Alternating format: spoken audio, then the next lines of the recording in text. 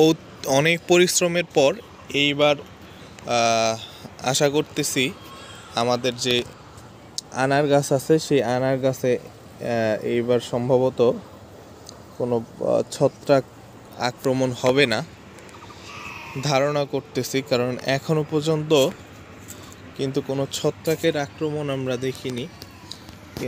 এর আগে আপনাদের দেখিয়েছিলাম যে আনার ছোট অবস্থায় কিন্তু আমাদের গাছের যে আনারগুলো আছে সেগুলো কিন্তু ওই সাইড দিয়ে কালো হয়ে যাইতো, যার কারণে সেগুলো কিন্তু ছোট অবস্থায় ছিঁড়ে ফেলে দিতে হয়েছিল। এবং এইবার কিন্তু আনার গাছের যে মৃদুলা আনার গাছটা আছে এবং পাশাপাশি যে থাই আনার গাছটা আছে দুইটাতেই কিন্তু এখনো পর্যন্ত কোনো ছত্রাকের দেখা আমরা পাইনি, কারণ এইবার প্রচুর পরিমাণ কীটনাশক স্প্রে করা হয়েছে। এই হচ্ছে আমাদের গাছ।